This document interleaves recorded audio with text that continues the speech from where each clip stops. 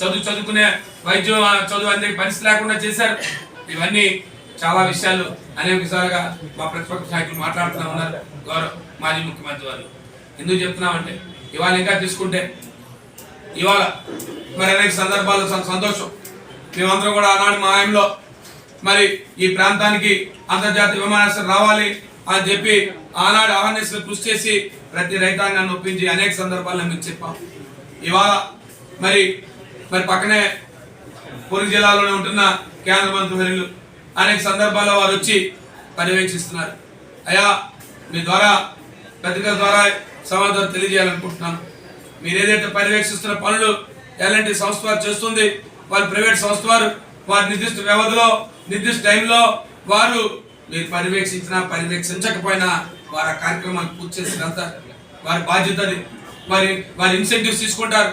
ఏదైతే time in టైంలో చేస్తే వాళ్ళకి ఇన్సెంటివ్స్ వస్తాయి, ఆ ఇన్సెంటివ్స్ వస్తాయి. కానీ ప్రభుత్వ పరంగా చేయాల్సిన కార్యక్రమాలు ఏదైతే ప్రభుత్వ పరంగా చేయాల్సిన ల్యాండ్ ఎక్విజిషన్ కానీ లేదు, ప్రభుత్వ పరంగా నీరు ఇవ్వాల్సిన నీటికి కావాల్సిన బిల్స్ కానీ లేదు, ఎలక్ట్రికల్ సంబంధించిన సబ్స్టేషన్ పెట్టిన పనులు కానీ ఇవాళ ఒక్క రూపాయి కూడా ఈ ప్రభుత్వం వచ్చిన తర్వాత ఒక్క రూపాయి కూడా ఈ రాష్ట్ర ప్రభుత్వం నుంచి అంతర్జాతీయ విమానాశ్రయానికి ఒక్క రూపాయి కూడా నిధులు విడుదల కాలేదని చెప్పి ఇవాళ ఈ పత్రికా సమావేశం ద్వారా తెలియజేస్తున్నాను. మీ సమీక్షలు బాగానే ఉన్నాయి, కానీ మీరు రాష్ట్ర ప్రభుత్వంతో చెప్తున్నారు, మీ రాష్ట్ర ప్రభుత్వం నుంచి ఒక్క రూపాయి నిధులు కూడా లేక ఇవాళ ఏదైతే ఎల్ఎన్టీ వారు ఏదైతే జిఎంఆర్ ఎయిర్పోర్ట్ సబ్మిట్ ఎల్ఎన్టీ వారు చేస్తున్నారో ఇదే కాకుండా ఇవాళ ఈ కూటమి ప్రభుత్వంలో ఇవాళ అనేక కార్యక్రమాలు తీసుకుంటా ఉంటే ఇవాళ చాలా విషయాల్లో ఇవాళ ముఖ్యంగా ఇందాక చెప్పాను, రైతులకి ఇవాళ ఏదైతే రైతులకి యూరియా కానీ డిఏపి కానీ ఎరువులు కానీ అధికమైన రేట్లకు అమ్మే పరిస్థితి ఇవాళ రైతులు అనేక రకాలుగా ఇబ్బంది పడుతూ ఉన్నారు. ఇవాళ విద్య గురించి చూసుకుంటా ఉంటే ఇవాళ అనేక స్కూల్లో ఒకప్పుడు మధ్యాహ్న భోజన పథకం పూర్తిగా మెనూని పెట్టుకొని ప్రతిరోజు పిల్లలకి ఆ మెనూ అందుతుందో లేదో చూసే పరిస్థితి. ఇవాళ ఎలాంటి పర్యవేక్షణ లేదు. ఇవాళ మధ్యాహ్న భోజన పథకం చూస్తూ ఉంటే ఇవాళ అనేక మంది కలుస్తూ తిని ఇవాళ హాస్పిటల్ పాలే పరిస్థితి హాస్టల్స్ లో కనపడతా ఉంది. మొన్ననే ఎస్కోట్ లో జరిగింది, అటుమొన్న బొబ్బుల్లో జరిగింది. ఇవాళ అనేక సంఘటనలు వస్తూ ఉన్నాయి. ఇవాళ ఎక్కడా కూడా ఇవాళ మధ్యాహ్న భోజన పథకం కానీ లేదా హాస్టల్లో ఉన్న భోజనం పథకం కానీ ఎక్కడా కూడా పర్యవేక్షణ పూర్తిగా లోపించింది. ఇవాళ పిల్లలు ఇబ్బంది పడే పరిస్థితి వచ్చింది. ఇవాళ పిల్లలందరూ కూడా ప్రభుత్వ పాఠశాల నుంచి ప్రైవేట్ పాఠశాలకు తరలి వెళ్ళిపోతున్నారు. ఎక్కడ చూసినా విద్యలో ఇబ్బంది వచ్చే పరిస్థితి ఏర్పడే పరిస్థితి కనపడింది. ఇవన్నీ ఎందుకు చెప్తున్నామంటే మీ 100 రోజుల పరిపాలనలో సిగ్నల్ ఇబ్బంది అండి అని ఏదో చెప్పి ఈ ఒక్కరోజు ఇవ్వకపోతే మళ్ళీ రేపు ఇచ్చే పరిస్థితి ఉండదేమోనండి అని చెప్పి ఇవాళ ఇబ్బంది పడే పరిస్థితి తెచ్చారు. ఇవన్నీ ప్రభుత్వం దృష్టికి తీసుకొస్తాం. మీ 100 రోజుల పరిపాలన జరుగుతున్న కార్యక్రమాలు, అలాగే మీరు చెప్పిన సూపర్ 6లు, ఇవాళ మీరు చెప్పిన సూపర్ 6లు చూస్తూ ఉంటే ఇవాళ రైతాంగానికి అనేక ఇబ్బందులు పడ్డారు. మన వర్షాలు వస్తే రైతులు అనేక ప్రాంతాల్లో నేట పంట మునిగింది. దురదృష్టవశాత్తు లేదా అదృష్టవశాత్తు విజయవాడ లాంటి ప్రాంతాల్లో ఎక్కువగా అటు ఈస్ట్ వెస్ట్ కృష్ణాలో దురదృష్టవశాత్తు ఎక్కువ జరిగినా విజయవాడ లాంటి ప్రాంతాల్లో ఎక్కువగా సరిగా నష్టం జరగకపోయినా కొన్ని ప్రాంతాల్లో నష్టాలు జరిగాయి. నేట పంట మునిగింది. ఎక్కడా కూడా రైతుకి ఎక్కడా ఏ రకమైన ఆర్థిక సహాయం కానీ లేదా ఆర్థిక భరోసా కానీ ఎక్కడా కూడా గతంలో అయితే మేము ఎప్పుడు కూడా రైతాంగానికి ఖరీఫ్ సీజన్కి రబీ సీజన్కి ఎప్పుడు కూడా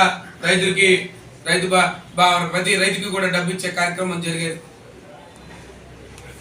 అది రైతుకో భరోసా ఉండేది. ఇవాళ రైతుకి ఎక్కడా కూడా పరిస్థితి వచ్చి ఇవాళ ప్రతి ఒక్కరు కూడా ఆర్థికంగా భారం పడి వారి కుటుంబాల్లో ఇబ్బంది పడే పరిస్థితి ఇవాళ వస్తూ ఉంది. ఇవన్నీ కూడా ఎందుకు చెప్తున్నామంటే ఈ ప్రభుత్వం ఏర్పడిన మీ పేరు చెప్పిన మంచి ప్రభుత్వంలో జరుగుతున్న కార్యక్రమాలు. ఇక నెక్స్ట్ వస్తే విద్యుత్ అంశం. ఇవాళ రాష్ట్రంలో మరలా మీరు ఆనాడు ఎన్నికల్లో చెప్పారు, ఎక్కడా కూడా ఒక రూపాయి కూడా ఆర్థిక భారం మోపం, విద్యుత్ భారం మోపం అని చెప్పి మీరు ఆనాడు చెప్పారు. ఇవాళ విద్యుత్ భారం మళ్ళీ మోపే పరిస్థితి తీసుకొచ్చారు. 2 ఎన్నికల్లో మీరు చెప్పారు, ఎన్నికల సభల్లో చెప్పారు. ఇప్పుడున్న గౌరవ ముఖ్యమంత్రి గారు ఆనాడు ఎక్కడా కూడా ఛార్జీలు పెంచాం, మీ ఎట్టి పరిస్థితుల్లో కూడా నాణ్యమైన విద్యుత్ ఇస్తామని చెప్పి మళ్ళీ బాదులే కార్యక్రమానికి మళ్ళీ స్టార్ట్ చేశారు. మళ్ళీ మీ విధానాల్ని 2014-19 సంవత్సరంలో ఏ రకమైన విధానాలను అవలంబించారో అదే రకమైన విధానాలను అవలంబిస్తున్నారు. ఓ పక్క నిత్యావసర వస్తువుల ధరలు పెరిగిపోయి, ఓ పక్క నుంచి విద్యుత్ ఛార్జీలు పెరుగుతున్నాయి. మీరు ఎన్నికల్లో మాత్రం హామీలు ఇచ్చారు, మేము ఎక్కడా కూడా ఒక్క రూపాయి కూడా విద్యుత్ ఛార్జీలు పెంచమని చెప్పి ఇవాళ మళ్ళీ బాధ చేసే కార్యక్రమానికి ఇవాళ మళ్ళీ పరిస్థితులు లేవతిచ్చారు. ఇవన్నీ ఎందుకు చెప్తున్నామంటే ఈ ప్రభుత్వం పూర్తిగా ఏదైతే హామీలు ఇచ్చిందో 100 రోజుల కార్యక్రమంలో తీసుకుంటే ఒక్క హామీని కూడా, ఒక్క పెన్షన్ తప్ప ఏ ఒక్క హామీని అమలు పరచకుండా ఇవాళ అనారోగ్య బాధ ప్రతి కుటుంబాలు కూడా గ్రామీణ ప్రాంతంలో ఇవాళ అనారోగ్యానికి గురయ్యారు. గతంలో ఏమైనా ఫేవర్స్ ఉంటే వాలంటీర్ వ్యవస్థ ఉండేది, ఆశా వర్కర్లు ఉండేవారు, ఎక్కడికక్కడ వారు వెళ్ళి ఫేవర్ సర్వే చేసేవారు. లేదు గ్రామ స్థాయిలో ఎవరికైనా ఇబ్బంది ఉంటే ఇమ్మీడియట్ గా అక్కడ ఉన్న ఏఎన్ఎంస్, ఆశా వర్కర్స్, డాక్టర్స్ అందరూ కూడా ఇంటిమేట్ చేసేవారు. ఇవాళ అది కూడా లేక ఇవాళ చాలా మంది అనారోగ్య బారిన పడి ఇవాళ హాస్పిటల్ పాలై ఇవాళ ప్రైవేట్ హాస్పిటల్కి వెళ్తే ఇవాళ చాలా ఆరోగ్యశ్రీని కూడా టేకప్ చేసే పరిస్థితి లేదు. ఇవాళ చాలా మంది ఆరోగ్యశ్రీ గురించి కూడా మేము గట్టిగా మాట్లాడితే మేము ఆరోగ్యశ్రీ టేకప్ చేయలేమని చెప్పే పరిస్థితి ఉంది ఇవాళ ఈ ప్రభుత్వంలో. ఇంకా ఆరోగ్యశ్రీ కొన్ని హాస్పిటల్ అడిగితే ఇంక వచ్చే నెల నుంచి ఆరోగ్యశ్రీ ఉంటుందో లేదో తెలియదండి, మాకు ఈ ప్రభుత్వ విధానం మాకు అనుమానాస్పదంగా ఉందని చెప్పే పరిస్థితి ఇవాళ జరిగే పరిస్థితి కనబడుతుంది. దాని నుంచి ఇవాళ ప్రైవేట్ కార్యక్రమాలని పనులని మేము త్వరితగతిగా ఇన్ టైంలో చేస్తామని చెప్పి వేదిక ద్వారానే ఆ రోజు జిఎంఆర్ సంస్థ అధినేత అయినటువంటి జె మల్లికార్జునరావు గారు ఆ రోజే చెప్పారు వేదిక ద్వారా, ఆనాడు ముఖ్యమంత్రి వారి సమక్షంలో. కానీ రాష్ట్ర ప్రభుత్వం దానికి సహకారం ఎక్కడా లేదన్న విషయాన్ని మీ ద్వారా తెలియజేస్తున్నాను. ఇవన్నీ కూడా తెలియాల్సిన అవసరం ఉంది ఈ జిల్లా ప్రజలందరికీ కూడా అని మీ ద్వారా తెలియజేస్తున్నాను.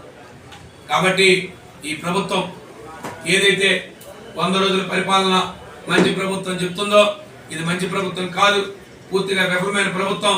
మీ హామీలు విఫలమయ్యాయి, మీ తీసుకొచ్చిన ఇసుక విధానం విఫలమైంది. ఇవాళ ప్రతి వర్గాల వారు కూడా అసంతృప్తితో ఉన్నారు, అన్ని కార్యక్రమాలు కూడా అసంతృప్తిగా జరిగాయని చెప్పి మీ అందరికీ తెలియజేస్తూ సెలవు తీసుకుంటున్నాను.